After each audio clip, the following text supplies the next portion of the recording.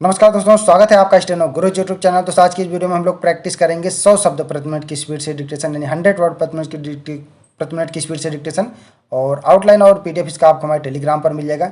Telegram का link video के description में दिया गया है। अगर आप हमारे लिंक से नहीं जुड़ पा रहे हैं तो गूगल प्ले स्टोर से टेलीग्राम इंस्टॉल करके उसमें स्टेनो गुरुजी सर्च करेंगे तो आप हमारे लिंक से सीधा जुड़ पाएंगे। और दोस्तों, आप हमारे पेड ग्रुप से जुड़ना चाह रहे हैं या उससे संबंधित कोई भी जानकारी चाहिए तो आप studyforstenographer@gmail.com पर मेल करके आप जानकारी ले सकते हैं। और दोस्तों, मई माह की मंथली पत्रिका जो है वो कल पब्लिक कर दी जाएगी, तो कल दोपहर तक आपको मिल जाएगा। वीडियो के डिस्क्रिप्शन में लिंक दिया रहेगा, वहाँ से आप डाउनलोड कर पाएंगे। ज़्यादा समय ना लेते हुए चलिए शुरू करते हैं। रेडी। सभापति महोदय, इस समय जबकि हमें अपने नेताओं के अनुभव और बुद्धिमत्ता की आवश्यकता है, यह दुर्भाग्य की बात है कि अपने ज्येष्ठ राजनायकों में से अत्यंत प्रमुख और लगन वाले एक राजनायक को हमने खो दिया है। बड़े दुख के साथ मैंने यह सुना कि बड़े सवेरे कल श्री अयंगार की मृत्यु हो गई।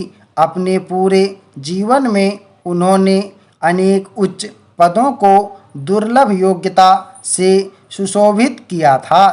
अपने स्वास्थ्य तथा अपने आराम का जिसके कि वह पूरी तरह अधिकारी हो चुके थे, विचार न करके वे अपने जीवन के अंतिम दिनों तक देश और जनता की सेवा में लगे रहे।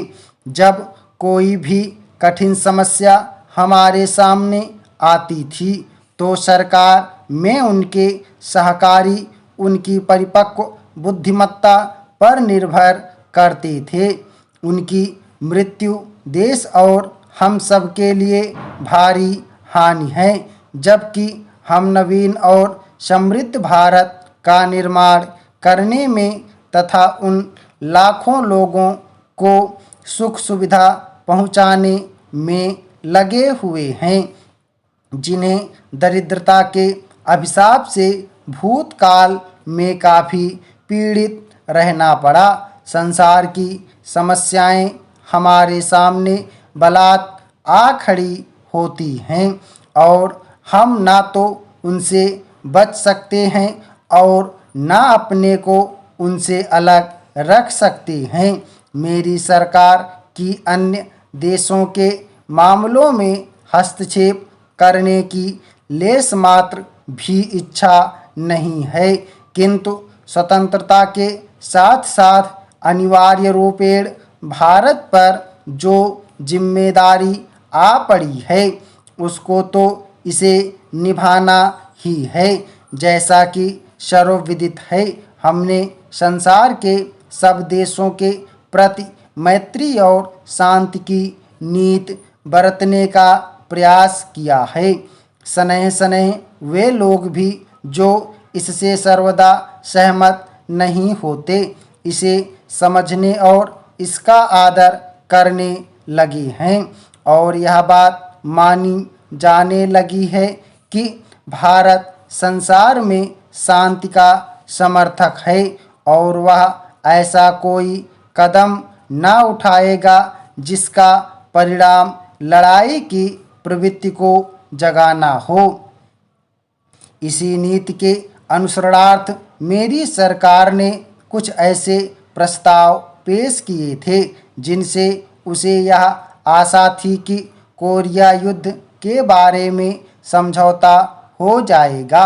इन प्रस्तावों को बहुत भारी समर्थन मिला, किंतु दुर्भाग्यवश उन महान देशों में से कुछ इन्हें स्वीकार न कर सके जिनका उससे निकटतम संबंध था। वह युद्ध जारी है और उससे न केवल कोरिया की जनता को ही कठोर यातना सहन करनी पड़ रही है, वरन अवशिष्ट संसार के लिए भी वह खतरे का निशान है।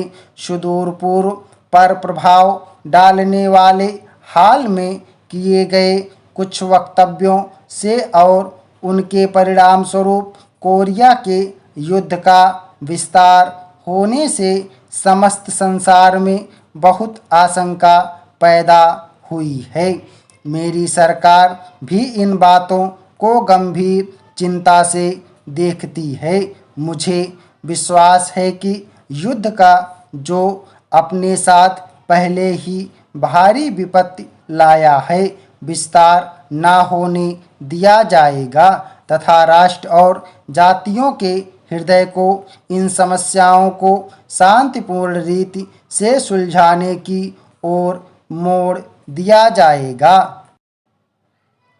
सभापति महोदय, इस उद्देश्य को पूरा करने के लिए मेरी सरकार प्रयत्नशील रहेगी और किसी भी प्रकार का किसी राष्ट्रपुंज से कोई गठबंधन किए बिना सब देशों के प्रति मैत्री की नीति पर चलती रहेगी। अपने देश में जिन लोकतंत्रात्मक तरीकों से हम आबद्ध हैं, उनमें समस्याओं को सुलझाने का शांतिपूर्ण तरीका निहित है। यदि लोकतंत्र को बचाए रखना है तो अंतर्राष्ट्रीय क्षेत्र में भी शांति का वातावरण और समझौते की प्रवृत्ति अपनाई जानी चाहिए। संयुक्त राष्ट्र संघ की महासभा की बैठक निकट भविष्य में फिर होगी और उसमें उन गंभीर समस्याओं पर विचार किया जाएगा जिन पर संसार में शांति अथवा युद्ध के महत्वपूर्ण प्रश्न का निर्णय आश्रित है। मेरी यह हार्दिक आशा है कि वे महान राष्ट्र जिनके प्रतिनिधि वहां इकट्ठे होंगे, संयुक्त राष्ट्र संघ के घोषणा पत्र के समाविष्ट उद्देश्यों के परिपालन तथा समझौते की प्रवृत्ति को बढ़ाने का प्रयास करेंगे। अफ्रीका महाद्वीप में जो उपनिवेशवाद का आज भी सबसे बड़ा अड्डा है, हालत पहले से खराब हो रही है। दक्षिण अफ्रीका में मूल वंशीय प्रभुता के सिद्धांत का खुले आम ढंढोरा पीटा जा रहा है और पूरी शक्ति से उसे लोगों पर लादा जा रहा है। संयुक्त राष्ट्र संघ ने इस समस्या को तय करने के जो प्रयत्न किए हैं, दक्षिण अफ्रीका की सरकार उनकी अवहेलना कर रही है। मूल वंशीय विभेद के विरुद्ध आंदोलन को जो शांति और अनुशासनपूर्ण ढंग के लिए उल्लेखनीय है, ऐसे कानूनों और सरकारी कार्यवाही द्वारा कुचलने की कोशिश की जा रही है। जो लोकतंत्रात्मक तरीकों और संयुक्त राष्ट्र संघ के घोषणा पत्र में उद्घोषित प्रयोजन की अवहेलना के लिए इससे पूर्व कभी नहीं अपनाए गए।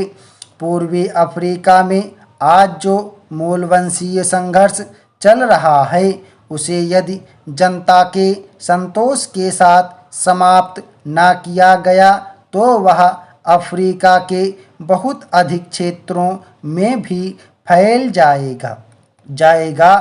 अब भी ऐसे अनेक व्यक्ति हैं जो इस बात को नहीं पहचानते कि आज के संसार में मूलवंशीय प्रभुता और विभेद को सहन नहीं किया जा सकता और इनको जारी रखने के किसी भी प्रयास का परिणाम भयानक ही होगा। पश्चिमी और दक्षिण पूर्व एशिया के हमारे पड़ोसी देशों से हमारे संबंध घनिष्ठ और मैत्रीपूर्ण हैं और हम में पारस्परिक सहयोग की मात्रा बढ़ती जा रही है। पाकिस्तान से भी, जिससे कि दुर्भाग्यवश हमारे संबंध कुछ खिंचे से रहे हैं, हमारे संबंधों में कुछ सुधार हुआ है। यह सुधार कुछ बड़ा नहीं है, किंतु यह ऐसा चिन्ह है जिसका मैं स्वागत करता हूँ। दोनों देशों के प्रतिनिधियों के बीच हाल में हुए सम्मेलन मैत्रीपूर्ण वातावरण में हुए और मुझे आशा है कि ये फलदायी सिद्ध होंगे।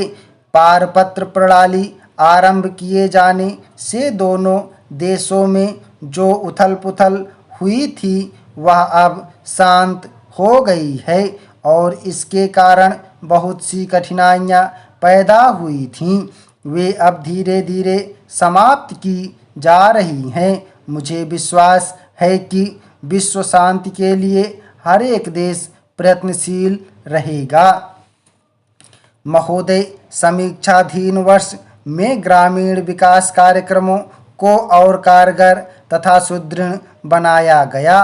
मंत्रालय के कार्यक्रमों में दूरगामी प्रभाव वाले कई तरह के सुधार करने की पहल की गई। इन सभी सुधारों में मंत्रालयों से संबंधित दो मुख्य मुद्दे ठोस हैं। स्टॉप। ओके दोस्तों, आप लोग इसको प्रैक्टिस करिएगा। 100 शब्द प्रति मिनट की स्पीड से डिक्टेशन था, पूरे 10 मिनट का मैटर है, तो आप लोग इसको जरूर अभ्यास करिएगा। पीडीएफ इसका आपको मैं टेलीग्राम पर मिल जाएगा, टेलीग्राम का लिंक वीडियो के डिस्क्रिप्शन में दिया गया है। वीडियो पसंद आए तो वीडियो को लाइक कर देना और चैनल पर पहली बार आए तो सब्सक्राइब कर लेना, साथ में नोटिफिकेशन बेल ऑन रखना जिससे इंपॉर्टेंट वीडियो मिस ना हो। दोस्तों, हमारी जो मंथली पत्रिका है वो मई वाली मंथली पत्रिका यानी भाग 3 जो है वो लगभग तैयार हो चुकी है, कल वो पब्लिक कर दी जाएगी।